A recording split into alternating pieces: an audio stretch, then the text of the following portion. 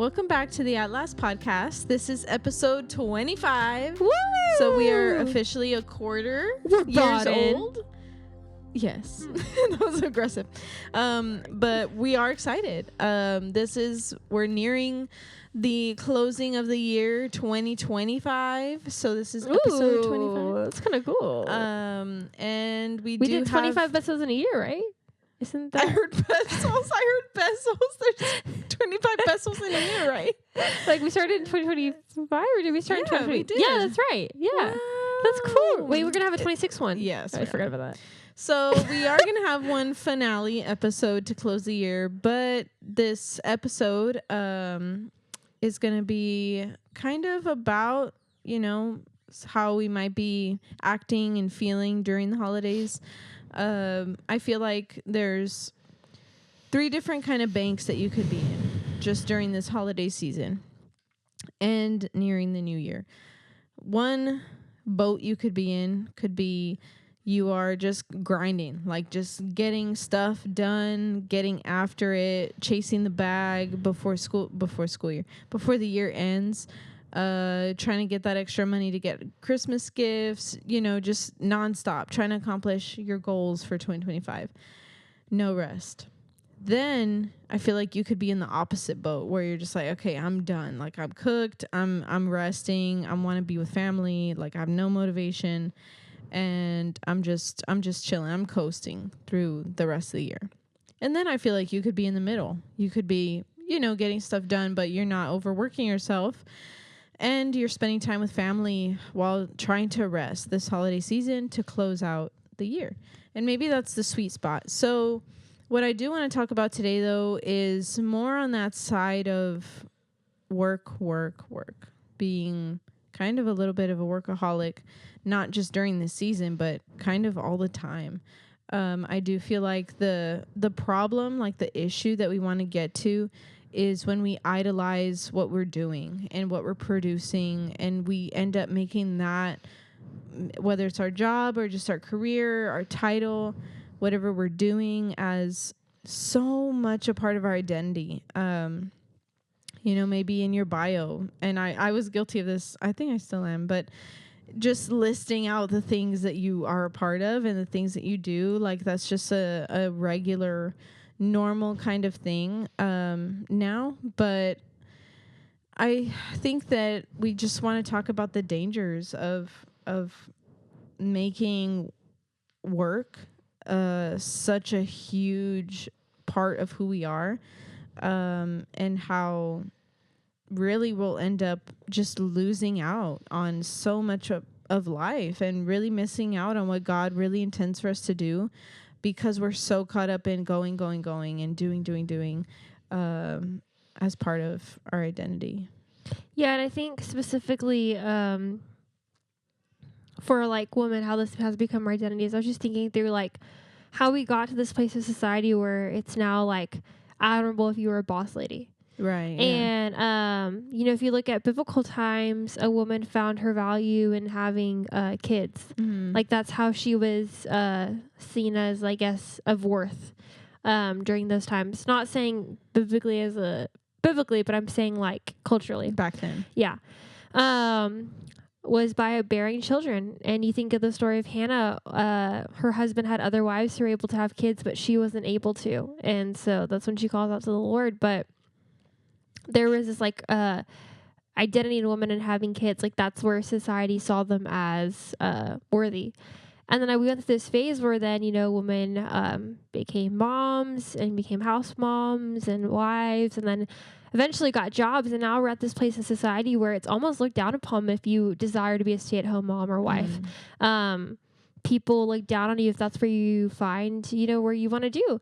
There's just now this like societal pressure for women to find their identity in being a boss lady. And to be independent, to create your own income, your own business, to not be dependent on a man or not be dependent on a husband. I don't need no man. And in reality, when we the fact that we've done that, we've left men out of the picture, and instead of, working together, we've worked by ourselves, and we've lost sight of what the Lord has called us to do. And so we've come to this place, and culturally we just we've become workaholics. Whereas women, we have found there's a society pressure to find your identity in your job. Well, because everything, it's like taught that, you know, family, all that, settling down, basically. Yes, I mean, that's yeah. what it's called. No, yeah. You're settling down. So then what happens before you settle down? You're like hyperactive. You No, know? yeah. Like before you settle down, you know, before you settle down, You have to do all these things. out there living your life, you know, which is already like not the proper term for starting a family. Like you're really not settling down. You're starting to ramp up life, you know, having kids and, you know, getting married and all that. And also, like, we're not saying it's bad to not have ambition. Right. We're just saying when that ambition becomes your identity. It's just what is most what is seen as most valuable. Yeah. And you know, or right, seen as right, you know, like what is the right thing to do and what is the right timeline to follow. So now we've seen a huge increase in age, like a age gap statistically of women and men getting married much later because they're putting it off for certain reasons. So in 1980, the average age for women getting married was 22.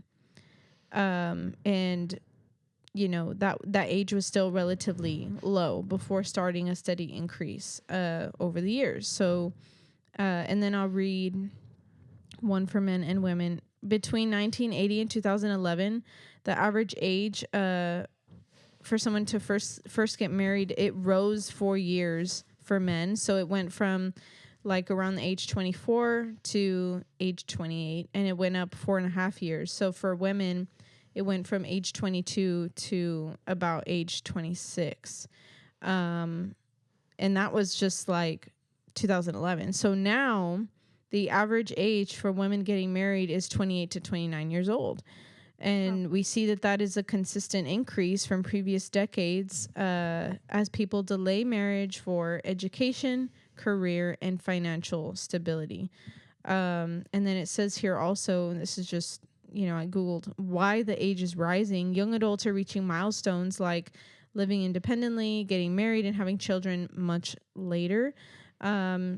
A huge one is the financial factors. The rising cost of living, housing, and weddings continues to delay marriage. And then changing norms. Your increasing educational opportunities and changing social attitudes play a role in putting that off. I think it's crazy, the independent aspect, because like you see that, like the more you stay single or the more you keep just being by yourself, the more you almost grow immune to people or like the need for that partner, because you just grow in this like constant mindset of just doing yourself. Like I've even joked with people because, you know, obviously I'm single right now. And so like I have this independent mindset because I'm in a place where I have to have that mindset. You know what I mean? But even at that, like someone the other day was like, aren't you going to be sad whenever that time comes? Like you're going to lose your independence. I was like, no, I desire to be dependent. I'm good with being dependent. I'm good with being dependent. But like culturally, if I said that, bro, I would be cooked. You know what I mean?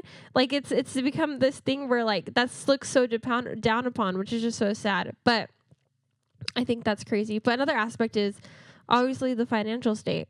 Like we've missed the aspect of growing with each other, and that's same with this independence growing. Like in independence, when you grow, you're growing by yourself, which again isn't bad. Like none of this is bad. We're just saying that there's another side, but also when this becomes just the norm, it doesn't mean it's always the right way to do it. It doesn't mean it's also biblical. And I think in that aspect of like waiting until you, like if you desire to wait till you have a very high paying job before you get married, then you miss the aspect of growing with someone in hardship. You miss the aspect of growing with someone through finances and learning together and sharing that growth. Same with independence. Like if you wait to get married and because you desire your independence right now, like that's okay. But then you're going to miss out on what it looks like to grow in marriage with beautifully someone with both being dependent and learning what it means to grow. You know, I think we're missing the beauty side of that. And even like aside from all of that, I think that you can have both. You can, you know, be married and have friends and have community, have pretty much everything in the full package and still be a slave to your work. You can still be like, well, I I am all these things. I'm a friend, I'm a sister, I'm a girlfriend, like whatever the thing is.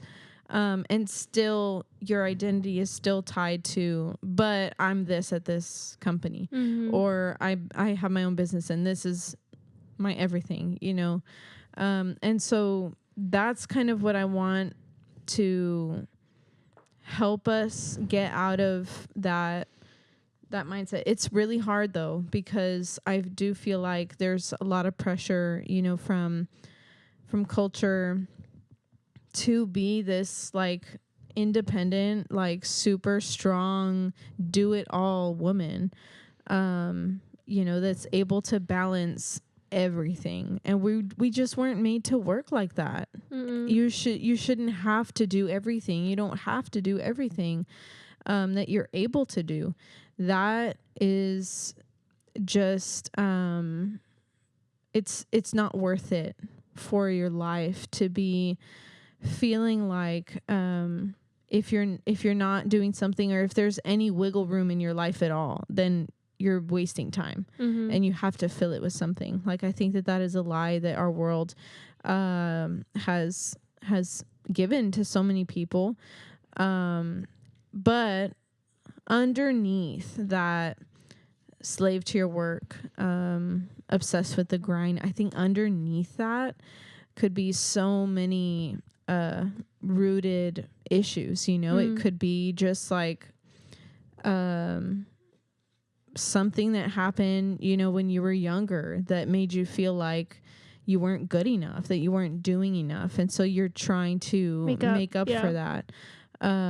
Or even just accomplishments, like maybe you weren't super successful in school, so now you're trying to make up for that sense of failure and disappointment. So I think we're all at fault in this at some point and in some amount. I think that we all fall into the temptation to idolize what we do and put way too much of our identity into our work. So how do we not do that?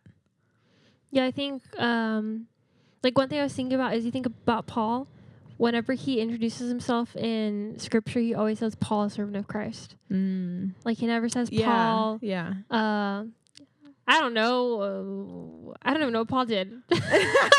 Like Paul missionary, you know what I mean? Or what did Paul, you do? Or Paul the gardener. You know what I mean? The gardener, yeah. Like he never says that. He says Paul, a servant of Christ. And I think Jesus was a carpenter. Yeah. You know. Homeboy never said carpenter once. Would that have been in his bio? I don't think on so. Instagram. Oh, that's so funny. You just have Instagram. Son of God. Jesus. Son of God. Prince of Peace. DM to be saved. Oh. This is corny. Yeah, it really is. Sorry. But you know, like that, we're so quickly like that. Our first question to someone is like, hey, what do you do? And I struggle with that too. So I'm putting myself there too. But I think, you know, like that's not where identity should be at. You know, Paul even said, if I have to boast about anything, I boast in the work of God. I boast in the cross. And I think that's what our mindset should be too. That if we have anything to boast about, it's not our career. It's not our relationship status. How much money we make. Yeah, it's if I have anything to boast about, I can boast in the fact that I'm a daughter or a son of the King of Kings, and I can boast about the finished work of the cross. And I think in that, it takes the pressure off of us of working.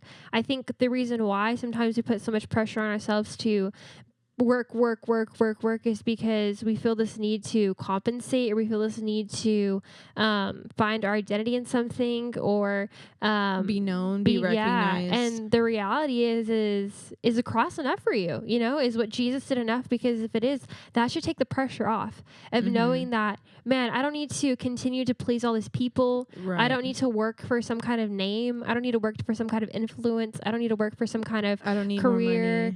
I don't need to have these satisfactions that are very honestly deathly and will one day die with the rest of the world.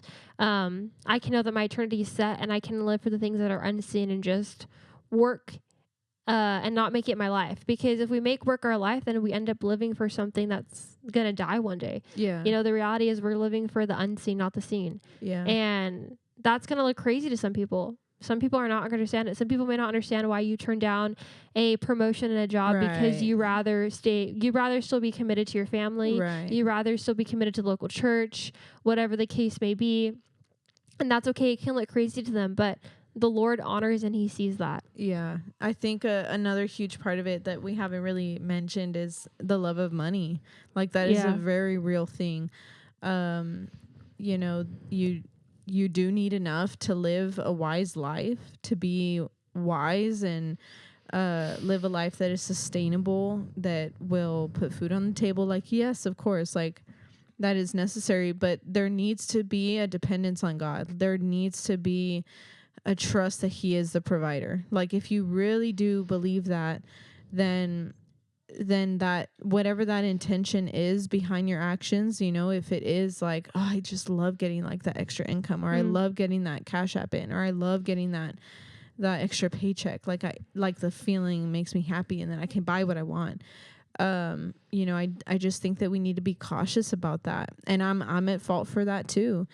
One of the things that I'm working through right now, and I'll just share, this is not at all like oh, look at me, I'm deciding to do this, so you guys need to do something similar. Like this is hard for me and this is why I'm sharing it.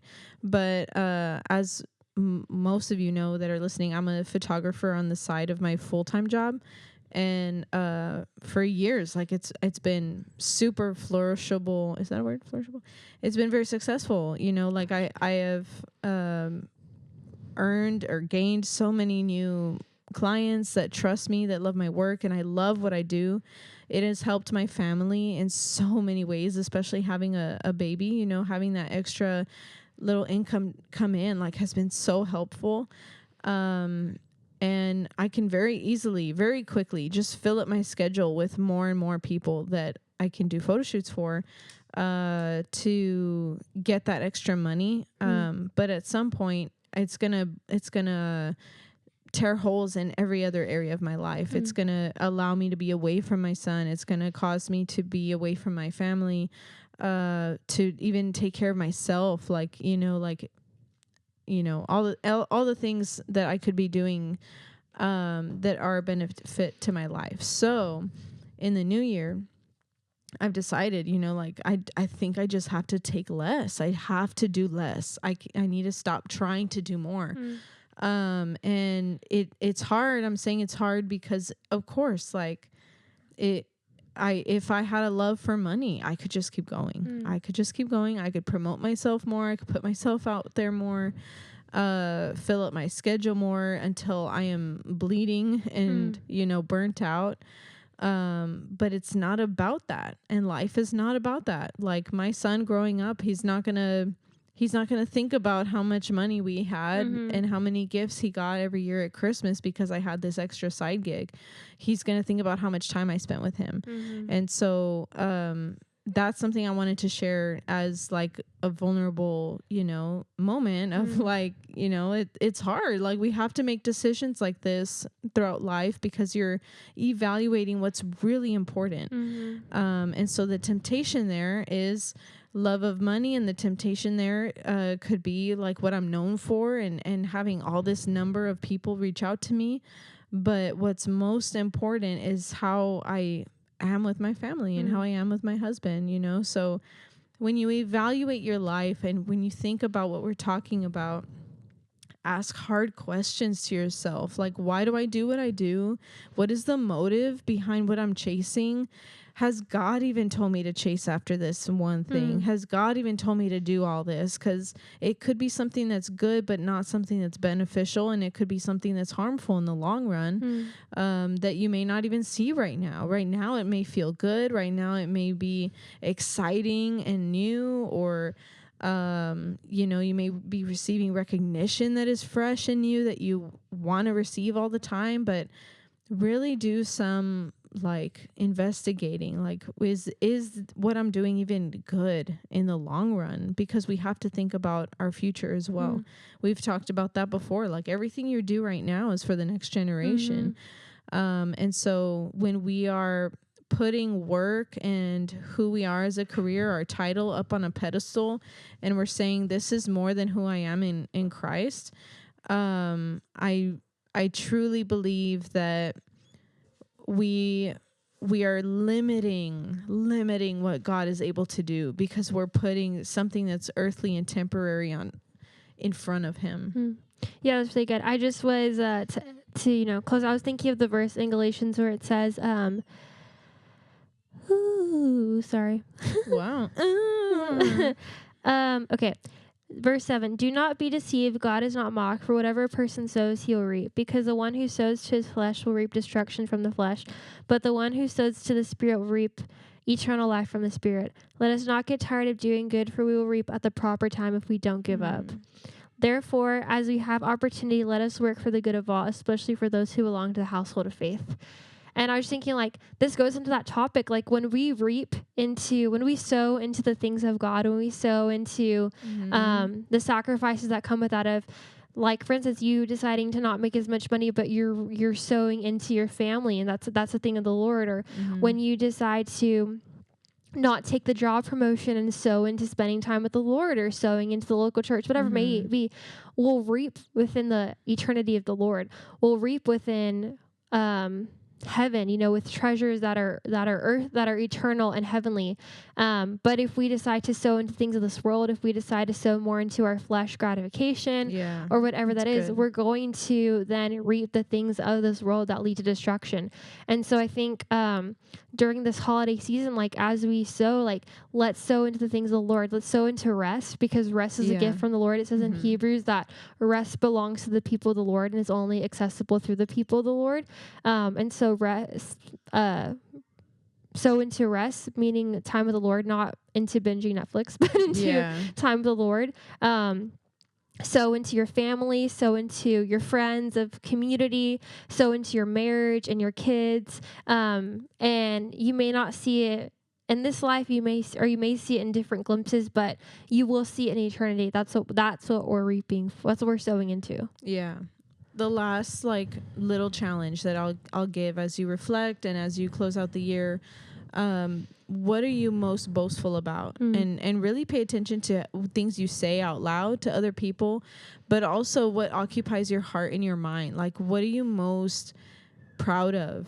And because some of that might not even be good, you know, like, what do you boast most about? Like, when you're just in conversations, like, oh, how's it going? Like, what is the first thing that comes to mind? Is it, oh, I've have this list of things that I could tell you that I'm doing, or this list of people that are reaching out to me, or, all these clients that I'm getting, like, what is the thing that you're boasting most about? Is it gratitude? Is it God is so good? Like, he has allowed me to have food on the table and a place to sleep and a car to drive in, or I'm just so thankful that he's allowed me to minister to these certain people. Like, what is it that you boast about? Because that is where you set your treasures, I think, is what are you proud of? So hope that this episode was helpful, challenging, especially in the Christmas season where we're spending money left and right on Christmas gifts, I encourage you all to slow down, to take a day a week this month, before the year closes, a day to rest, to truly rest, and active rest. Go outside, go for a walk, do something with your hands that causes you to slow down, and truly just spend time with God this month. Yeah, spend time with him. He's all you need. Well, see y'all next time. I hope you enjoyed for our it. last and final episode of 2025. Bye.